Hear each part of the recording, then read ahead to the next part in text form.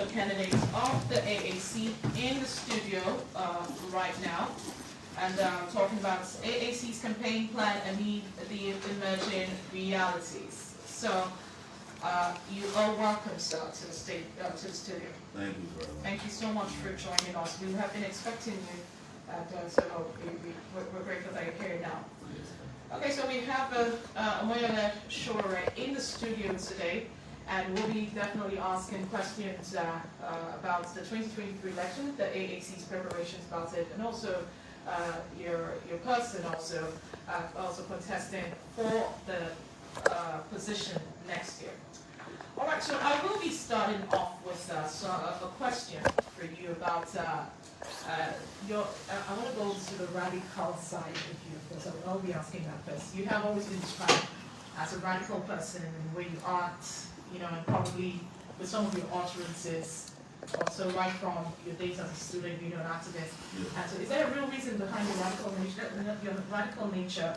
And also, is such radical style the kind of leadership you think Nigeria needs? Because many have come at you and said such behavior is not a presidential one. And so, how do you respond to that? Well, good morning once again, and thanks for having me on the show. You see, I was born shortly after the Civil War. I was born in 1970, so I didn't participate or witness the Civil War.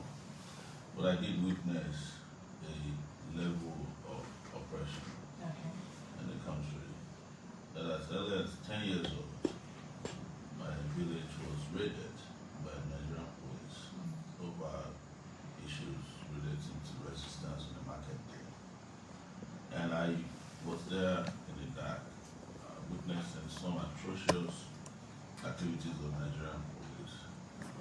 And since I was 10 years old, I made a promise to myself that if the Nigerian state was going to be the Federal Republic of Injustice, I would resist it when I have the capacity to do so.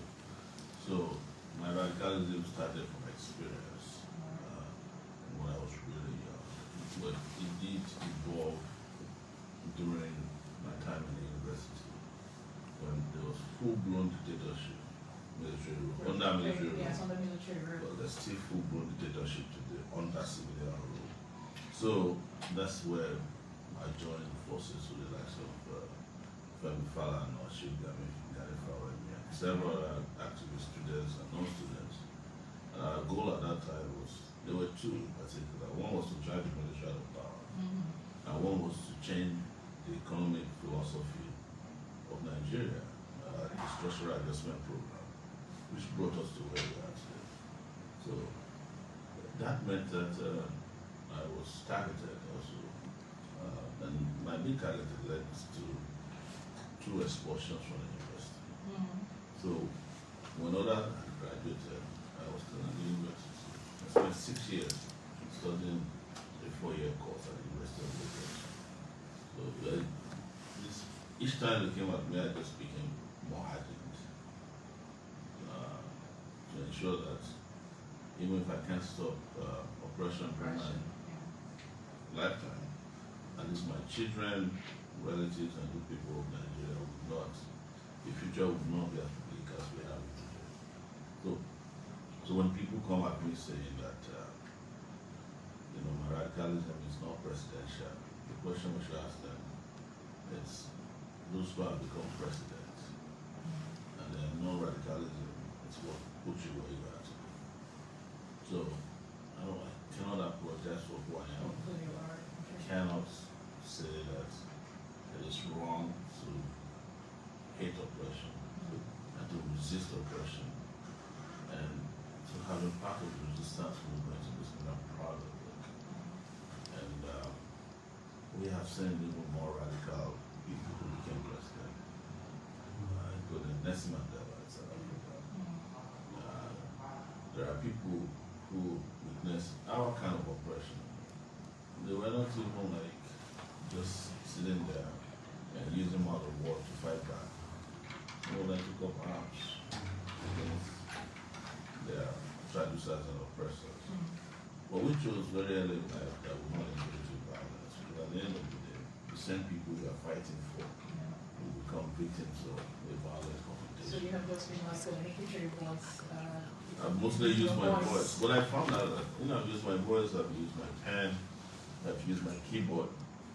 But I found out that any form of resistance is alien to oppression. Even if you are there with crime, they want to shut you up, or shut you down. So, and we find this to be very effective, non-violent resistance. Because, that is what brought us democracy in 1999. All right, let's talk about campaigns that started September 28th. Some of your opponents appear to be taking the lead with their ambitions. We've seen the candidate of the opposition launch his campaign a few weeks back, and also it appears to have taken the support of the international community. So talking about one of the candidates in the opposition. And while that of Did you the say ruling, the international community? yes, talking about one of the Where's the international community? I'm talking about one of the candidates now who, Yeah, so far on social media, I'm talking about the PDP presidential candidate, and also The one that traveled to the US. the US. To go and meet with the people he traveled with in the hotel lobby. Okay, That's not international. and that's what the ruling party candidate some days back kicked off his campaign, and also just over the weekend sought the endorsement of the leader of the Yoruba social political group, FEDFER, to the person of power, Ruben Fashoranti. And action, you referred to that action as a good? Good. Yeah. I was actually disappointed that the southwestern part of Nigeria, the people of the southwest, failed. I mean, not the people, but these leaders failed completely. What we know the southwest for is some measure of intellectual tolerance or advancement, in the sense that the Arewa group even beat them this time around. They pretended, at least in Arewa and Kaduna, to give everybody a chance to come and present their program. You said you pretended. Let's assume that they did, because there were allegations that there was an article that was behind the. That's according to Kwakwanso, not me. But at least they did allow people to come to Arewa House in Kaduna and participate in town hall meetings. What they're saying, that's why I said if they want to pretend, is that look, we must hear from everybody, or at least as many people as possible, and then we decide to choose who we think is good for our region. That's what I expected the Yoruba leaders to have done, the Afenifere, Team A or Team B, as I like to call them, or their feeder teams, is let all the candidates come to Ibadan, Makwo Hall, that is their own traditional space, and present. And then you cannot pretend that you are choosing one over the rest. But I guarantee that they knew it would not be possible because the candidate they want to endorse would not have come to the public outing. Or if he did, he would have performed so badly that the Yoruba people would be screaming that, please, how can you choose this man to? But we had them also endorse the Labour Party. That's what I'm saying. So that's why they just separate themselves. A lot of buzz from Nigerians. The reaction was quite. That is why they had to go for. That's why Tinubu had to go for the other team. Because the team B, I don't know which one is team A or B now, but I call them team A and B. So there are factions. That's what they're saying. Okay. But what I'm saying is that they have no right in the first place to impose on any group of persons who to vote for. And the Southwest people are very difficult in that nature. Since the history of political elections in the Southwest, they have never followed one single candidate. Even Obafemi Awolowo, who is their hero, who is an icon in Yoruba, had opposition. Akintola and the rest of them. Yes. When he came out, was even in '79, he had opposition. Obasanjo, Akinjide, and the rest of them brought MPN to the Southwest and defeated Awolowo candidates in the following that, even though it was rigged. But Yoruba people have never all packed themselves in one ship. They are too fiercely independent, in my view. But doesn't this affect the ANC campaign for 2023? No, it doesn't. That's why I said on my Facebook page yesterday, there's Team A and Team B of Afenifere, and then there's Team P, Team People. That's the one that we go after. So there's a Team A, Team B, and then In Afenifere. In Afenifere. Yes. And so But there's we Team are People more in interested in Afenifere. no, we are the ones going after the Team People.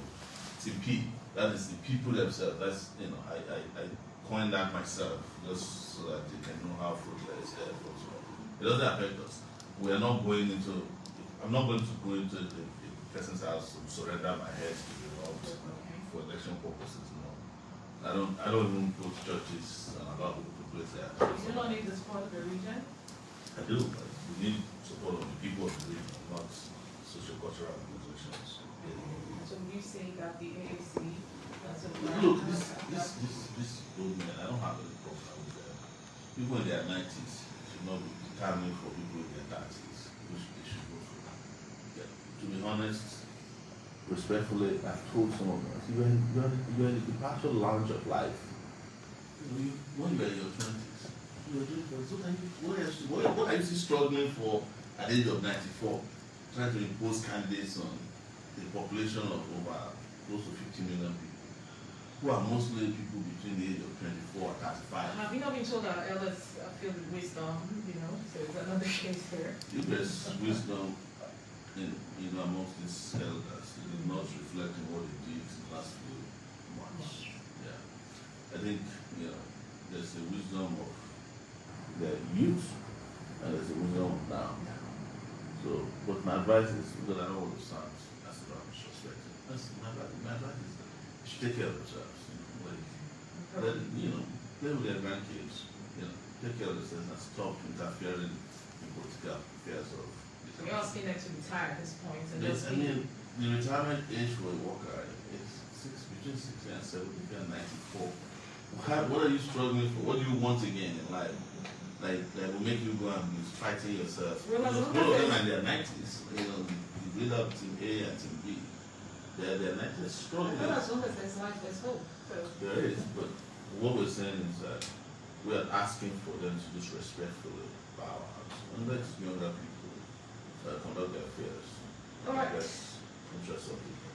We've been talking with the presidential candidate of the African Action Congress, AAC, the person of Omoyele Sowore. You kicked off your campaign in Canada. Yes. Yes, and the Northwest region, the state known actually to be one of the deciding states when election matters. Yes. And Go ahead. and it's home to millions of voters, not just that, home to one of the leading contenders in the race who seem to have a movement that spreads across the length and breadth of the states. That's talking about the Caucasia movements, for instance. A lot of people, they would want to ask, why can't the states, the home of one of your biggest opponents in the race, and whether or not you have any political base in the states that led you to kicking off your campaign in those states? Number of reasons. If you want to defeat your opponents, you take fights to their doorsteps. So, although I don't see Caucasia to be a serious contender. Oh, okay. Are you referring to him as a friend? No, Okay, all right. I've never met him. Okay. But we also chose Vice President for Kano. He's a lawyer for Kano. Okay. So it's natural that we want to go to this where the DP is strong.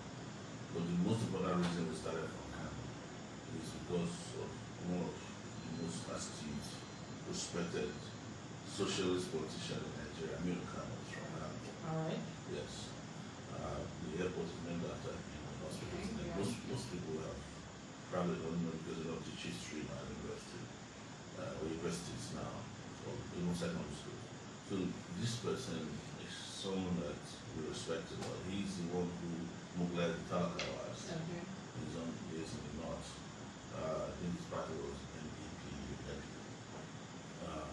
And they confronted the oligarchy in the north and make sure that they were able to sustain the socialist base political system that spread wealth, spread the right to education, and all the great things, some of them that happened. So that was the attraction for us, this number of reasons. We were well received in Kano, and we really enjoyed our time out there. And the fact that, contrary to what people think down here, that Kano belongs to any particular party, it's not true. They showed to us where they're very open-minded, they received us. We went everywhere, places that so many of the candidates cannot even go to. We did travel around Kano, met with a lot of people. And we even asked us to come back very soon. So you went there because of your advice? It gives a number of reasons. It's more than that. But I'm just telling you some of the reasons why we just kind of first and not Lagos or those happenings. But why do you think it is wrong for your campaigns to keep up saying the history that you have? You've been your voice, you decided to use your voice, your pen, your keyboard also, and then campaigns kicked off like about a month ago, and it's just, why did it take you this long? See, I'm one candidate that never stopped campaigning since 2019. So, Okay. yes. And what are the issues affecting Nigeria? You don't know that. I organized protests. I've talked about them every day. I was stuck in the city by way of the court for 3 years. Everyone in Abuja was sentenced to live in Abuja for 3 years. That's the way I see it. And I did everything to keep the flag flying, to keep the issues alive. Yeah. And it led me to being rearrested again. It led me to being shot by a police officer in the city. I did a torture and those was broken at the point. So I never stopped campaigning. So when the others who are perennial politicians are the ones who wait for campaign dates before they start their campaign. So and what they said is that you can start in September, but that doesn't mean you can start in March. And the other candidates, I've only seen a few of them also kick off their campaigns. Maybe someone have done 2 major outings. But I have been doing a lot of small outings, engaging people. One of that campaign strategy that I use now that I reveal it to them to start using is that I'm doing a lot of virtual campaigning. Okay. Where we use Zoom, social media outlets, campaign to a lot of people. And when you combine those people watching and listening from the comfort of their homes, home and abroad, they are more than some of the, some of the stadium filled by people who But are the people watching going to be there on the election? Absolutely. You're sure about that? I'm very sure. Positive. It's deep into the fabric of this society, and probably the reason why the country is the way it There's is no question about it. presently, with things not working and all of that. How do you intend to achieve this? For instance, trillions of naira being spent in subsidy. How do you intend to achieve this? This is something that has been existing for years. Yeah, well, the problems that I was born into, that I have solved. Okay. Yes, one of it, military rule. When I was born, there was military rule 1971. And by the time I turned 28, I had helped to solve the problem of military rule. So corruption is one of the problems that I have even started solving as an individual. As you are aware, I set up an anti-corruption website that is very, very famous for outing corrupt individuals. And I've helped send some of them to jail. Okay. Help Are save they still money. in jail? No, of course. I'm not responsible for Okay, keeping they're them. in jail. My job is to send them there, if I could. But as to how to keep them in jail, their friends always get them out as soon as. So that doesn't this defeat it? No, it doesn't defeat it, considering that anybody who is jailed for corruption is known to society. Okay. One of the reasons why people are sent to jail for any offense, for that matter, is for the sake of identifying them as bad people. Yes. And shaming them. Uh-huh. The law shames you by putting you in jail and reducing your status in society to somebody who will refer to as an ex-convict. But in Nigeria, would you say that has, Well, you're asking me what I'll do. So, but let's talk about what Alright. needs to be done. Okay. I think the biggest problem with corruption in Nigeria is the fact that we don't prevent people from stealing. Processes only wait after they have stolen.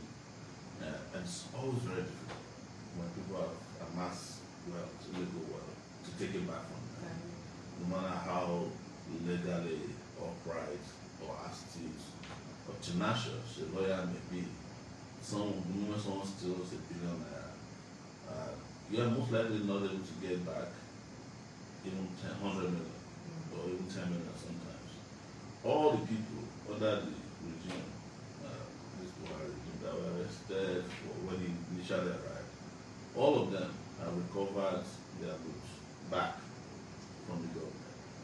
almost all that I know of. Okay, all right. Some of them have become ministers today. Some of them have become governors under the same political party that came and said they want to fight corruption.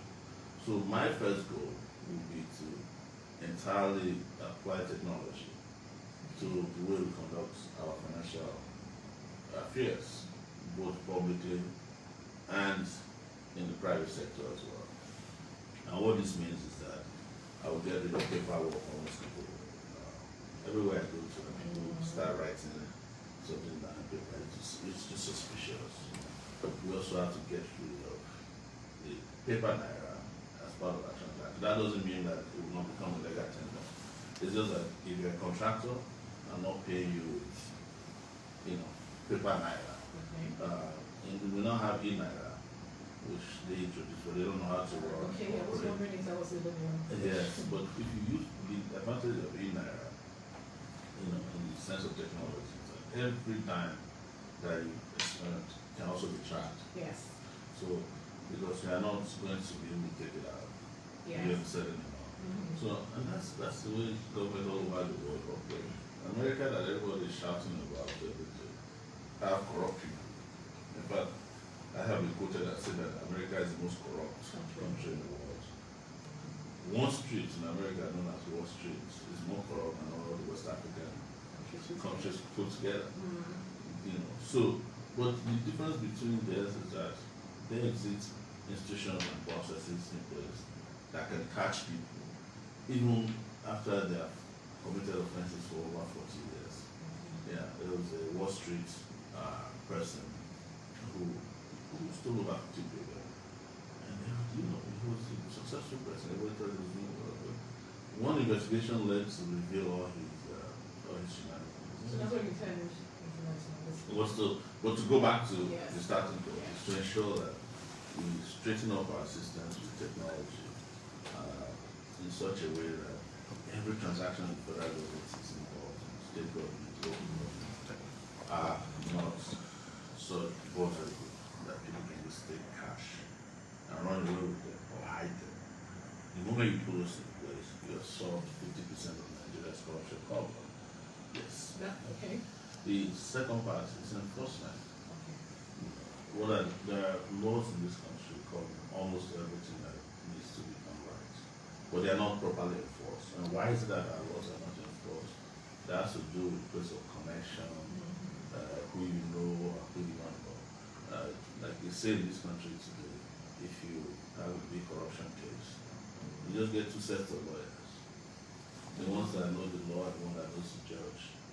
So we have to get rid of such practices so that our judiciary can have that level of interest and confidence from the citizenry that they know that judges are not compromised and corrupt to the point that they will see something that is white and call it black. And I can say this categorically because I go into our courtrooms a lot. Okay. To face my own cases, and in the course of sitting down, I just have to shake my head. It's just not the whole of justice. You can't get justice. And you can just walk into the courtroom in Nigeria, here it is Abuja, and get a court order without, pay for it. You pay for it, and then you can get it. You see them in court. You see, like, the courts are like open markets. From everybody is involved in this corrupt activity. So the judiciary has to be strengthened enough. When the way to strengthen the judiciary is not to interfere in the judiciary, but law enforcement agencies, including anti-corruption watchdogs, can catch judges who are involved in corruption. It's very easy. Okay. Yeah, but I don't have to disclose You that. don't have to disclose that, Yeah. yes. So the last stage of fighting corruption, so we talked about enforcement now, is to ensure that every citizen in the country is exposed to how we do business. The work of corruption in Nigeria is promoted by our opaque way of doing business. What I say opaque, for instance, nobody knows how many federal contracts there are in Nigeria, which areas they are awarded, how much they are, who is the contractor.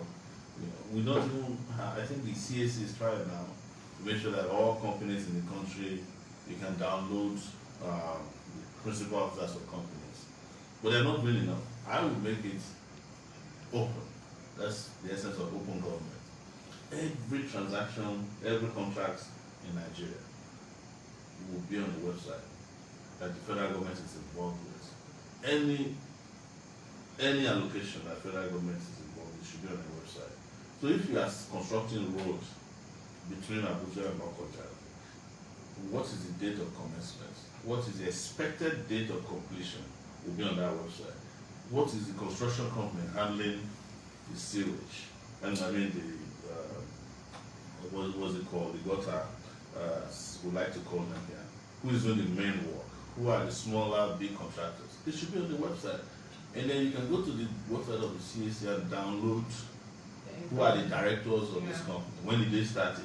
So if a company that was started in September, just last month, 2 months ago, is getting a contract of 2 billion, it raises suspicion that somebody is trying to play games on us. But if it's 20 years old and you have credibility and information and testimonials that you've been working, then we can understand.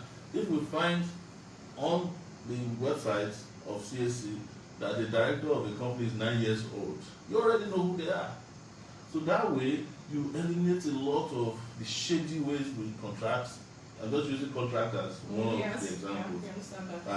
And who are involved in implementing this contract. And you'll find out in that regard that you will just easily find the corrupt people who are awarding contracts to themselves. You'll find the House of Rep members, senators, and those who should not be involved in contracting out work to themselves on those kind of platforms. Yes. So you're saying you're using technology to tackle corruption. Yes. But doesn't that take people out of jobs? Because talking about technology, no. We're talking about people being literate when it comes to the 21st century. What takes people out of job is the corruption that we're talking about. Because what should be meant for ordinarily 1,000 to 2,000 people are taken by one person. We deny that if you get a contract for 100 million naira and it's never implemented, that means people don't get employed or hired to even work in the first place. But assuming without considering that every contract in the country is implemented, you can imagine how many people will be busy today. Go to the federal government of finance, the federal ministry of finance, and see how they are paying people for contracts that are not implemented. It's not only federal, state, local government. Just close your eyes for a second. Close your eyes for a second. And imagine that if all the contracts that have been given out this year, documented in our budget, that have been awarded, have been implemented, over 4 million people will be employed as I'm talking to you, just for temporary jobs, and they will be paid. But when our very powerful politicians corner these contracts, share the loot between them and the officials who approve of the money, and they do take their shares, who then make sure that the jobs are never done, you are shortchanging the job market, the employment market. The question I'm asking is, we have people who are literate when it comes to 21st century technology. Presently, if you go around, I'm going to use the FCC, go around the ministries, I have been opportunity to actually pursue some sort of issues. I hope you're not a contractor. No, I'm not a contractor. When I say issues, I'm talking about issues of pension, grandparents' pension, and that kind of situation. And you come across people who do not even understand basics. And so if you intend tackling corruption with technology, you have people who are not even literate. No, doesn't that take them out of the system? No, absolutely. Okay. Some of the technology we need to stop this nonsense we're talking about are not more than using your phone. You can hardly find a person in this FCT who doesn't have a phone, who doesn't know how to operate a bank account. Yes. There are over 100 million smartphones in Nigeria. There are 200 million people in the country. I'm sure we are almost at 140 million. There are people who carry 4 phones. And you think they are literate? They are not illiterate. There are people who you think are illiterate who can order food on their phones and it will be delivered to them. That's the value of technology, because technology creates new value chains every time it emerges. Imagine all the people who are delivering food.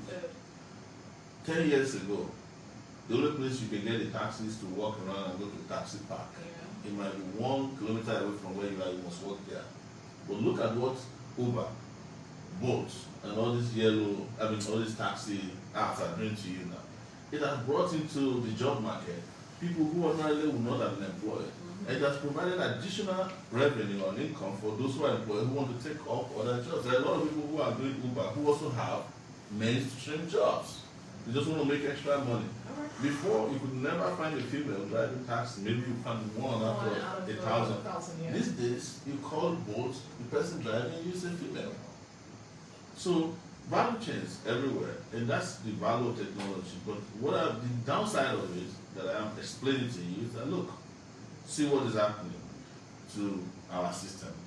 This is very gory corruption, where people will be awarded 2 billion naira worth of contracts. That's fully made.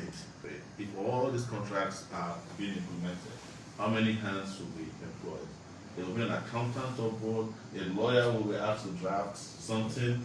The illiterate people we are talking about will have daily jobs to do, and most likely, if they work and work so hard, they will have no time for terrorism, banditry, and several other ills that are afflicting our society today. So, when you apply technology, you create even new areas of. That, and also, do you have plans on how to tackle insecurity in Nigeria? Absolutely. I have plans on how to tackle every problem in Nigeria. Except the mundane ones. But that will be for another discussion in the future. But let's talk about the terror alert. It's a shame, crying shame, that you need an embassy in Nigeria to tell the Nigerian people that they are in danger. You can't try that in the US. Can you imagine the ambassador of Nigeria in the US telling the US that please you need to check Washington DC, there are some terrorists there. They'll fly you home that night. You are going to be on the next flight. You won't be allowed to carry your things except whatever you have for you. Yeah. Because it's the kind of intervention that they will find disgraceful to their country, and that you have also overstepped your bounds as as a diplomatic person on the ground. But the reason these other guys get away with it is that they've seen that there's no governance in place, proper governance. They understand the weakness of our leaders. And they might also have seen that they are not serious about the insecurity in the land, and they might be helping us by exposing this. What I found out in my own little research was that they have a housing estate at a school across from the stadium where they found a bomb. And the Ashwa people wrote there that you don't think you can hide, we know where you are. And it's supposed to be a bomb that would have killed a lot of people. And they brought their attention to the government, so the government didn't do anything about it. And the truth is that you just said they have an estate. Yeah, the diplomatic staff of the US, they have a housing estate across from the stadium. It's not hidden. They also have an American school there. And they found it, and it's a place that they don't expect such. And they did their own research because they have their own agents all over the world, including this. And they found out that the Boko Haram people had flooded into Abuja. They even have camps. You know what happened to the law school. You saw how they broke into this prison in Kuje prison. So they found many of their camps and sleeper cells all over the city, and they also listened in on their communications and found that when America, UK, and other countries wanted to help rescue the Chibokers, and they exposed their plans to the Nigerian security officials, and they told Boko Haram they have not been sharing intelligence with top security officials because they found a lot of them to be compromised. There was a time when an army general was found to be in communication with Boko Haram leaders. That's why they can never end the Boko Haram war, because they are benefiting directly. So how do you intend, for me, it's also 3 stages. Okay. Yes. The immediate one was I fired the generals that never fought Boko Haram. If you have fought Boko Haram before, I see you there, you are gone. You have no business. That's what Israel does with their generals. You go to lead the battle, you can't win. push you out of the way. Yeah. But that's not going to solve the problem. Additional partners we have, get more weapons, get our troops motivated, collect intelligence, analyze, and work on them, and do a lot of leadership changes within our security agencies. I was kept with the DSS for 4 or 5 months in 2019. All these DSS were shouting, they're only watching BB Nigeria. They're not doing anything. I said, what are you people doing here apart from going after activists? Nothing. Everybody's just there doing their own little deals. I can't tell you how disgusted I was to find out that the nation's major intelligence building or office is engaging in mundane things and cases of that they have facilities, by the way, to do some intelligence gathering, do election activities where they get money, or to become chief security officers or governors, NNPC officials. You will be disgusted to find what tickles their fancy, as opposed to fighting for the country. I also discovered while I was there that they don't have collaboration with other security agencies. They can't stand the police cannot stand them, so they hold intelligence from each other. So there's no central office that's gathering, that is working to make sure that all the security agencies are working together. No. I'm telling you this, and I've said this is not my first time of saying it. They can't dispute it because they know that it's the truth. I was detained on top of the office of director of the Director General. I was his personal prisoner. So I had access to more intelligence than most of them did. And I found them detained some Boko Haram guys. Boko Haram guys have cable, DSTV in their cell. They have love seats. They were having fun. I wish I was detained with them because they were having great fun in there. I didn't know Boko Haram leaders. So how do you intend, what are your plans? So I just told you this story. Yes. Yeah. That's how we address those is the number one I told you. Yeah. But ultimately, Nigerians must know this. It is resolving a number of security issues that will solve the violence, and the security in the land. And one of it is social security. As long as people don't have food to eat, no jobs, you can't have security. You're wasting your time. The second of it is for us to really have the appropriate persons in charge of appropriate security agencies, and for security agencies to do what they are created to do. For instance, I have said it many times. Why would the police abandon its job for soldiers? Soldiers are so embedded in our security daily lives internally that some of them are controlling traffic. Soldiers have no business controlling traffic in the cities. They should be outside the perimeter of the cities in their barracks and doing protection for the country, not traffic, not helping people to carry food at parties, not doing VIP protection work. All those things have to be eliminated. But like I said, you must address socio-economic inequalities if you want security in your country. This is one major thing, one major policy aspect that's always protected nations across the world. And that takes us back to fixing electricity, ensuring that our education system is all right, healthcare is there, and solving some of the foundational problems of Nigeria. Nigerian problems are twofold, big problems. There are institutional problems and there are foundational problems. Foundational problems include our constitution. They include how this country itself was created. Nigeria was created as a business, in 1900, and then a few years later, it was the North was merged with the South, so what they call amalgamation. Yes. So they did not address some of our foundational problems. Are we the same? If we are not the same and diverse, how do we govern diverse people? Now, of course, we can blame the British for that, but the British left us since 1960. What have we done to address so many of these problems? It's part of the reason why everybody should come together And you think and that change. can be done? If we don't do it, then we can start kissing Nigeria goodbye if you continue to pretend that everything is okay. Okay, this is Bright Republic of Bright 98.7, and our guest has been Omoyele, who is the presidential candidate of the AAC, the African Action Congress.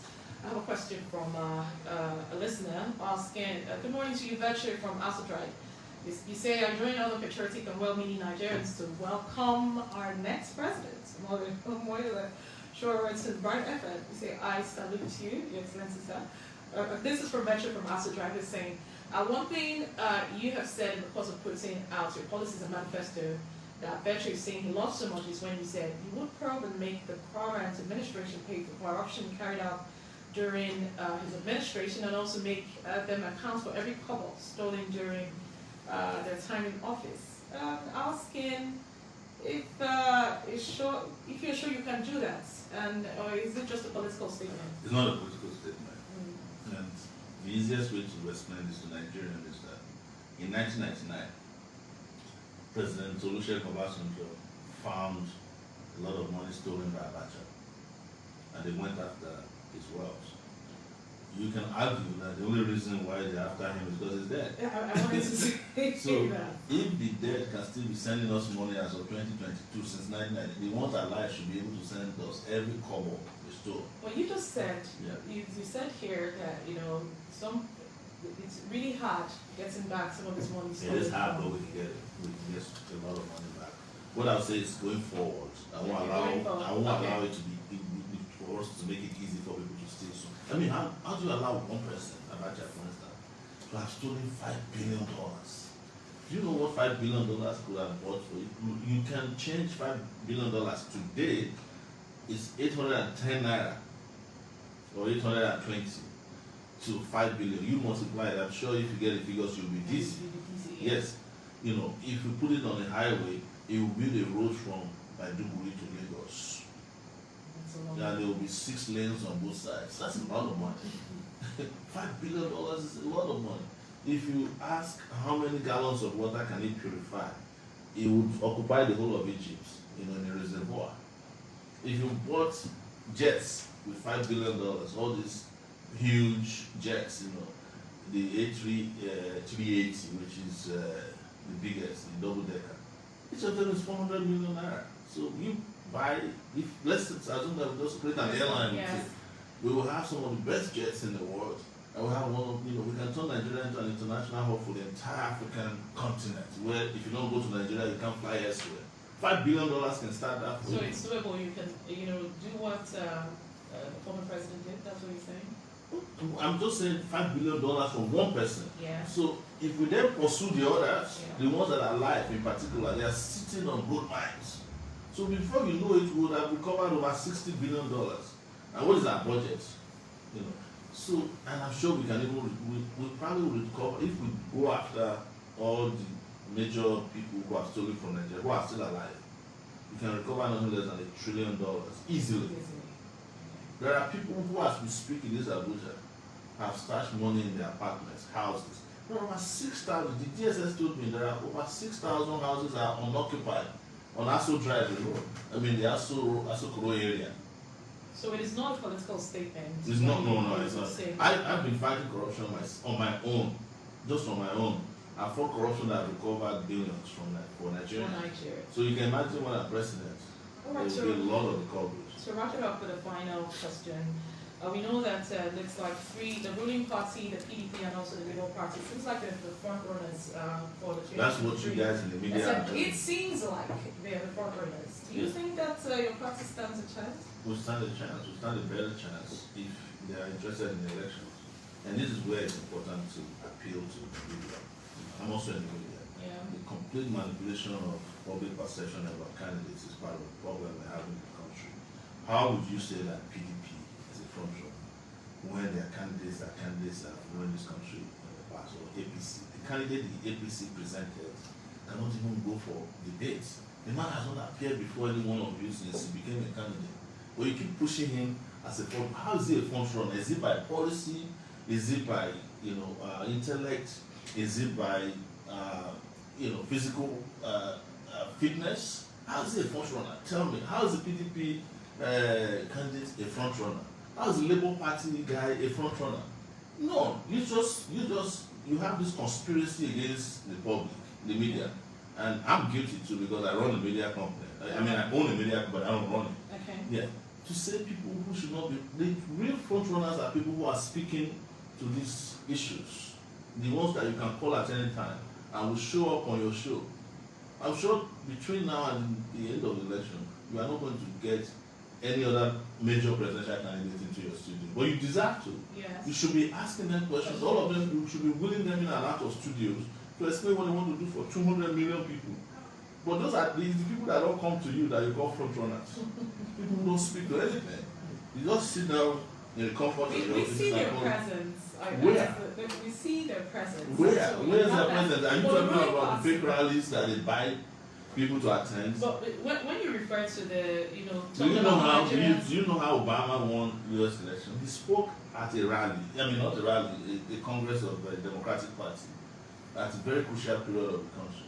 He didn't have He no didn't rallies. have them. He didn't, and it was his intelligence that showed through his speech. His speech wasn't up to 20 minutes that made him president. Here, you are saying that you see their presence. Where? People who cannot even walk, they can't walk upstairs. but They say you we see have their to presence. go back in history. When it comes to humans, there are some people in history that I would refer to as infamous who have also had supporters, as much as you It's refer to fine, them as well. but we have a So- duty as a people not to keep imposing those infamous people on our political systems. And I'm speaking directly to young people now, and those who might still believe in it in this country, because half of Nigeria have left. No, I won't say half, that's an exaggeration, Yes. but half of the country wants to leave. So a lot of people have lost. But those of us who are still here, we must question why we keep accepting very tragic history. Because that famous quote that when history repeats itself, it becomes even more tragic for us. So must we repeat the history of failure, of absence, of lack of intelligence, or lack of clarity?